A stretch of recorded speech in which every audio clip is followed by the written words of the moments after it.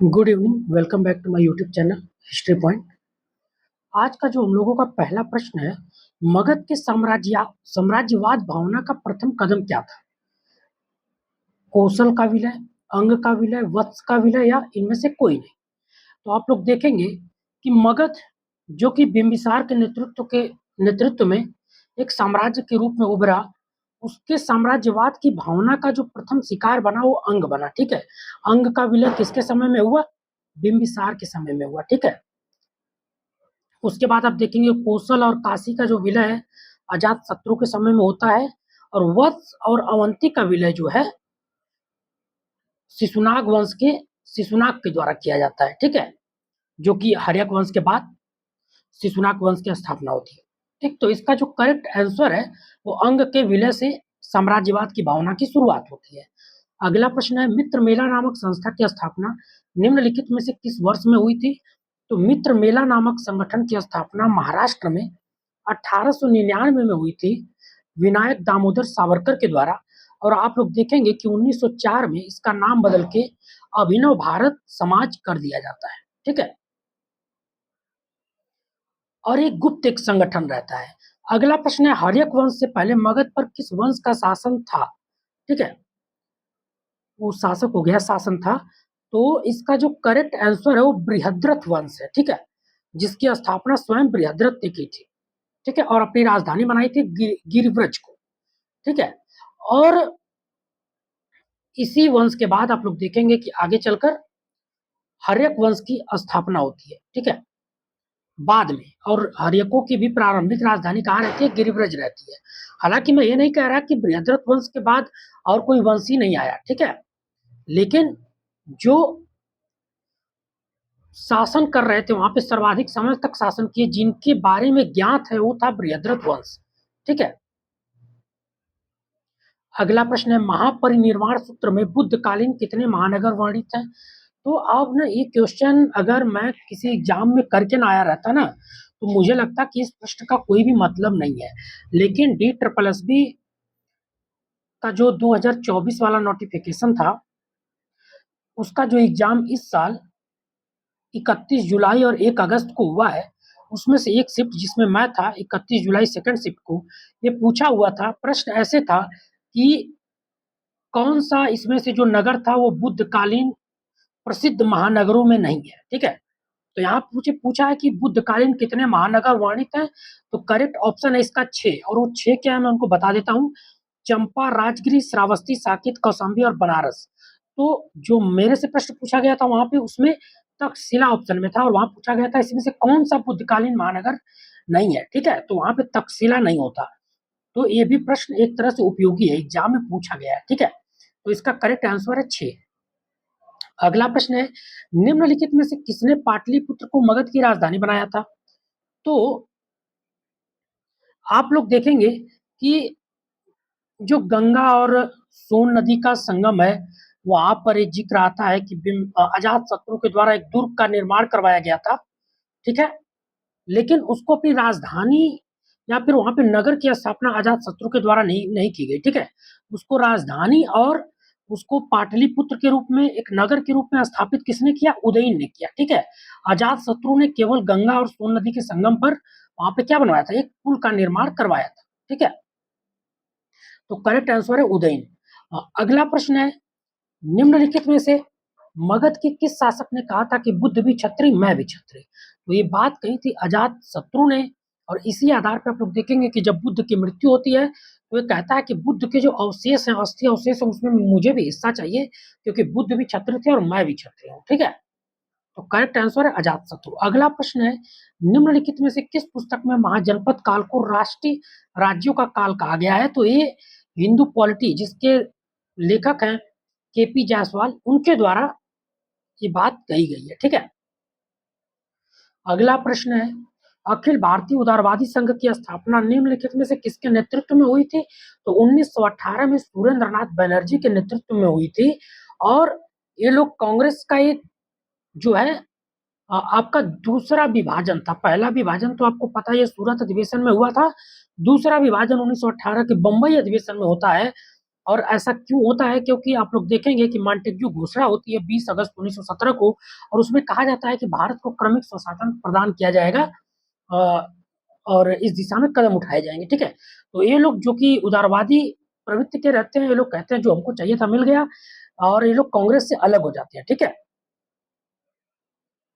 अगला प्रश्न है, निम्नलिखित में से किस पुराण में बिंबिसार को क्षैत्रोजस कहा गया है? तो बिंबिसार को जो है मत्स्य पुराण में क्षैत्रोजस कहा गया है, और जबकि जैन ग्रंथों में इसको जो है श्रोणिक कहा गया है, ठीक है। और अजात शत्रु के आपको क्या कहा गया है? कुड़िक कहा गया है, ठीक। तो करेक्ट आंसर है मत्स्य पुराण। अगला प्रश्न है, निम्नलिखित में से कौन से ग्रंथ अजातशत्रु को पितृहंता घोषित करते हैं? तो केवल और केवल बौद्ध ग्रंथों में इस बात का उल्लेख मिलता है कि अजातशत्रु जो है अपने पिता बिंबिसार की हत्या करके शासक बना था, और अजातशत्रु के समय में ही पहली बौद्ध संगीति 483 ईसा पूर्व में आयोजित की गई थी, ठीक है। अगला प्रश्न है, अवंती के राजा चंड प्रद्योत के बीमार होने पर बिंबिसार ने किसको उसके उपचार हेतु भेजा था? तो जीवक को भेजा था। और जीवक के संबंध में एक बात बता देता हूं आपको कि जीवक जो है राजगृह की एक गणिका रहती है सालवती, उसका पुत्र है। तो कभी कभी एग्जाम में भी पूछ देता है कि जो जीवक था, जो कि प्रसिद्ध वैद्य था बिंबिसार के समय में, उसकी माता क्या थी, या उनका पेशा क्या था, या फिर जीवक किसका पुत्र था? तो जीवक जो है सालवती का पुत्र था, जो राजगृह जो की राजधानी थी वहां पे क्या था? वहां पे वो एक गणिका या मतलब नर्तकी का कार्य करती थी, ठीक है। अगला प्रश्न है, तिरुनेलवेली के जिलाधीश आसे की हत्या निम्न में से किसने की थी? तो वंची अय्यर नामक व्यक्ति ने वहां के न्यायाधीश आसे की हत्या कर दी थी। और आपको जो ऑप्शन में दिख रहे हैं, अनंत लक्ष्मण कन्हेरे 1909 में नासिक के गवर्नर नासिक के न्यायाधीश मिस्टर जैक्सन की क्या कर दी थी? हत्या कर दी थी। और आपको जो पांडुरंग महादेव बापट दिख रहे हैं, इन्होंने एक रूसी पुस्तक है जिसको बम मैनुअल कहते हैं, उसका हिंदी अनुवाद किया था, ठीक है। तो वंची अय्यर इसका करेक्ट ऑप्शन है। अगला प्रश्न है, युगांतर नामक साप्ताहिक पत्रिका की शुरुआत कब हुई थी? तो 1906 में हुई थी, भूपेंद्र नाथ दत्त और बारिंद्र कुमार घोष के द्वारा, ठीक है। और इसी साल युगांतर समिति या समूह या संगठन एक बना था जो गुप्त संगठन था, ठीक है। इसकी भी स्थापना भूपेंद्र नाथ दत्ता ने की थी, ठीक है। और बारिंद्र कुमार घोष भी उसमें शामिल थे। अगला प्रश्न है, लिच्छवियों से सुरक्षा के लिए किस शासक ने राजगृह का दुर्गीकरण करवाया था? ठीक है। तो राजगृह का दुर्गीकरण किसने करवाया? अजात शत्रु ने करवाया, ठीक है। महाजनपद काल में प्रतिनिधियों के संस्था को क्या कहा जाता था? जैसे वैदिक काल में सभा समिति और विदत थी, वैसे ही महाजनपद काल में एक संस्थागार नामक संस्था थी, ठीक है, जो कि प्रतिनिधियों की संस्था कहलाती थी। और इसी तरह एक अष्टकुलक नामक भी संस्था का उल्लेख मिलता है, जो राजा को क्या देती थी? परामर्श या सलाह देती थी, ठीक है। तो अगले प्रश्न पे चलते हैं, एनी बेसेंट ने किसे बुद्ध के 5वें एवं भावी अवतार मैत्रेय का रूप घोषित किया था? तो इसका जो करेक्ट आंसर है जे कृष्ण मूर्ति है। इसके अलावा बाकी ऑप्शन पे बात कर लेते हैं। वीपी वाडिया, प्रथम आधुनिक मजदूर संघ जो कि मद्रास मजदूर संघ था 1918, उसके संस्थापक हैं। इसके अलावा एनी बेसेंट की होम रूल लीग के क्या है?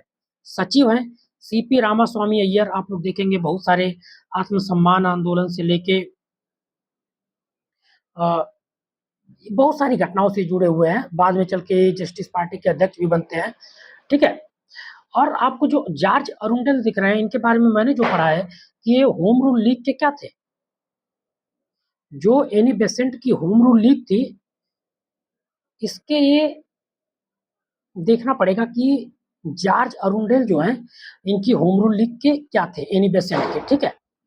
सॉरी, जो वीपी वाडिया थे, ये एनी बेसेंट के होम रूल लीग के कोषाध्यक्ष थे, और जॉर्ज अरुंडेल क्या थे? सचिव थे। और सीपी रामास्वामी अय्यर उसके महासचिव थे, ठीक है। ये होगा, ठीक है। तो इस प्रश्न का जो करेक्ट आंसर है वो जे कृष्ण मूर्ति है, क्योंकि जे कृष्ण मूर्ति जो थे 1911 में एनी बेसेंट के द्वारा संस्थापित एक जो संस्था थी the order of the star in the east, जो कि बनारस में स्थापित थी, उसके अध्यक्ष बनाए जाते हैं, ठीक है। लेकिन 1927 में इन्होंने उस संस्था ही भंग कर दिया और कहा कि जो सत्य है, ये सत्य की खोज करती थी ये संस्था, और इन्होंने कहा कि सत्य की खोज नहीं की जा सकती, सत्य को जिया जाता है, ठीक है। तो इसका जो करेक्ट आंसर है वो जे कृष्ण मूर्ति है, ठीक है।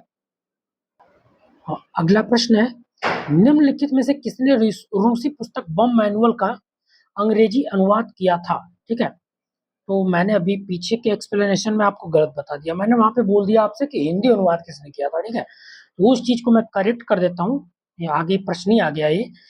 इसका अंग्रेजी अनुवाद किया था, किसने किया था? पांडुरंग महादेव बापट ने किया था, ठीक है? इसके अलावा मैंने आपको अपने कई सारे वीडियो में विनायक दामोदर सावरकर और गणेश सावरकर के बारे में बताया हुआ है। अनंत लक्ष्मण कन्नेरे के बारे में इसी वीडियो में बताया कि इन्होंने मिस्टर जैक्सन की 1909 में क्या कर दी थी? हत्या कर दी थी, जो कि क्या थे? एक जज थे। तो चूँकि देखिए जो लोग मेरे वीडियोज़ रेगुलर देखते हैं, उनके लिए अगर मैं एक ही एक्सप्लेनेशन डेली देता हूँ ना, तो बोरियत फ़ील होने लगेगी। तो मैं जो चीज़ को इम्पोर्टेंट समझता हूँ, उसका एक्सप्लेनेशन देता हूँ, और जिसको मैं पहले एक्सप्लेन कर चुका हूँ, उसको हर वीडियो में मैं एक्सप्लेन नहीं करता, ताकि जो जो हमारी वीडियो है वो कहीं न कहीं उबाऊ ना हो जाए, ठीक है? अगर एक ही चीज़ मैं डेली रिपीट करता हूँ, तो थोड़ा-सा दिक्कत होगा, जो लोग वीडियो डेली देखता है। तो अगर आप मेरे से नए जुड़े हुए हैं, तो आप पीछे के वीडियो जाके क्या कर सकते हैं? देख सकते हैं, ठीक है? तो इसका करेक्ट आंसर है पांडुरंग महादेव बापट। अगला प्रश्न है, भारत में क्रांतिकारी गतिविधियों को प्रारंभ करने का श्रेय निम्नलिखित में से किसको दिया जाता है? तो इसका जो करेक्ट आंसर है वासुदेव बलवंत फड़के है। इन्होंने 1879 में आप लोग देखेंगे डकैती और लूटमारी का काम प्रारंभ किया था और अंग्रेजों को कहीं न कहीं परेशान किया था। तो इन्हीं को कहा जाता है कि क्रांतिकारी गतिविधियाँ इन्होंने ही प्रारंभ करी थी।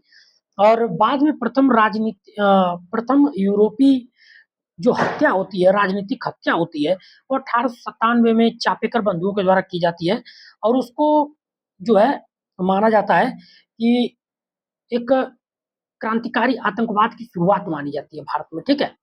लेकिन अगर पूछा जाए कि गतिविधि किसने प्रारंभ की, तो अगर उसमें वासुदेव बलवंत फड़के हैं, तो करेक्ट आंसर क्या होंगे?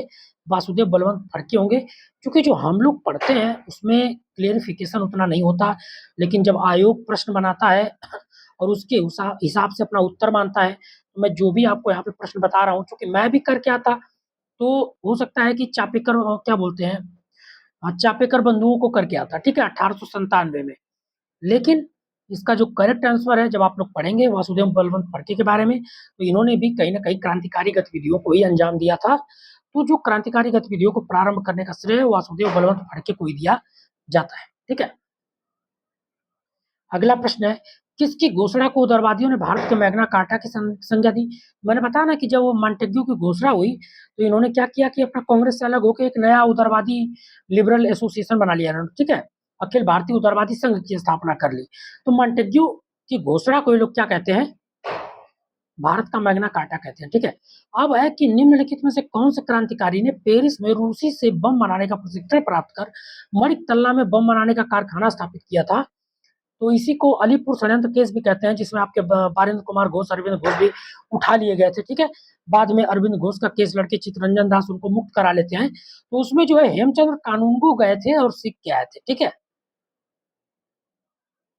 अगला प्रश्न है, भारत सरकार अधिनियम 1919 ईस्वी को भारतीयों के लिए बेड़ियों का नया जाल किसने कहा था? तो भारतीयों के लिए बेड़ियों का नया जाल जो है सुभाष चंद्र बोस के लिए कहा गया, और इसको बिना सूरज का सवेरा जो है बाल गंगाधर तिलक के द्वारा कहा गया था।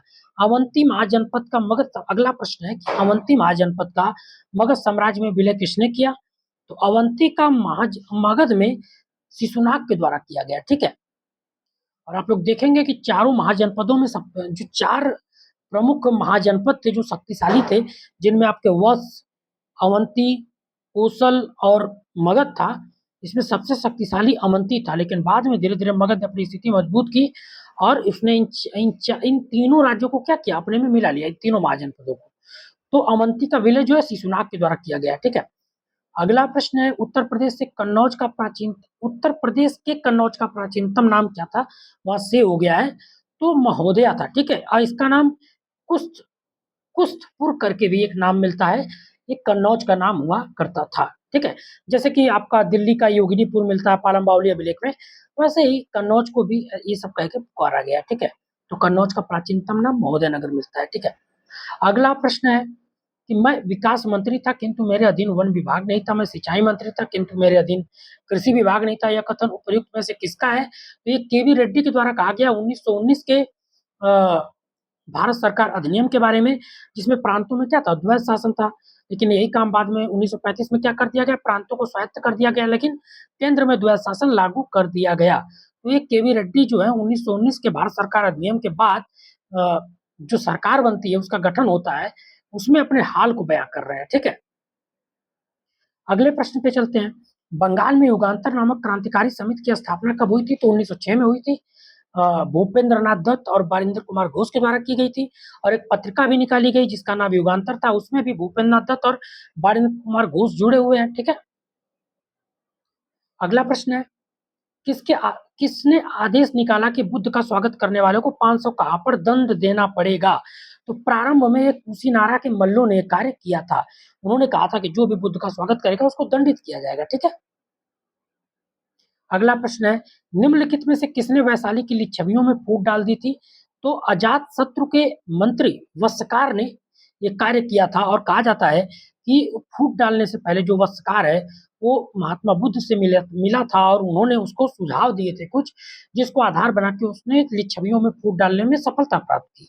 ठीक है, अगला प्रश्न है, किस अधिवेशन में कांग्रेस में द्वितीय बार विभाजन हो गया था? तो मैंने आपको बताया 1917 में मॉन्टेग्यू घोषणा के बाद कांग्रेस का एक धड़ा जो कि उदारवादी था, उसने अखिल भारतीय उदारवादी संघ की स्थापना की और अपने आप को कांग्रेस से अलग कर लिया, और एक काम हुआ 1918 में मुंबई अधिवेशन के समय। ठीक है, तो करेक्ट ऑप्शन है मुंबई अधिवेशन 1918।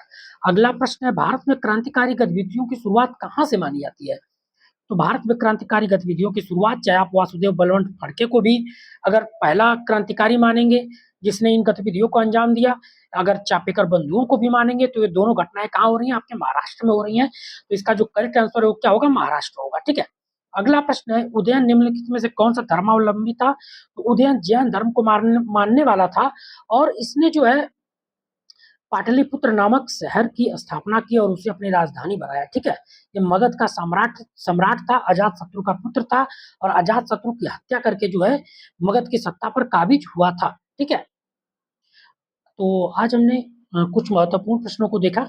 ठीक है, तो देखिए, जो लोग मेरे वीडियोज अभी से देख रहे हैं ना बाद से, तो उनको लगेगा कि एक्सप्लेनेशन थोड़ा कम हो रहा है, तो आपको जाके मेरे पीछे के वीडियोज देखने चाहिए, क्योंकि मैं ये जो टेस्ट सीरीज बना रहा हूँ, ये कहीं ना कहीं पूरी इंडियन हिस्ट्री को धीरे धीरे कवर कर लेगी।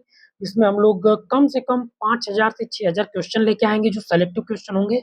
ठीक है, तो अगर आप मेरे सारे वीडियोज देखते हैं तो आपके लिए बहुत ही नॉलेजेबल होगा, और आपको आगे के एग्जाम में इससे बहुत हेल्प भी होगी। खासकर ऐसे सभी एग्जाम्स के सिलेबस जिसमें एंशिएंट, मिडिवल और मॉडर्न पूछे जा रहे हैं, उसके लिए जो ये प्रैक्टिस सेट है बहुत ही उपयोगी होगा। ठीक है, तो मिलते हैं नेक्स्ट प्रैक्टिस सेट में। Thank you.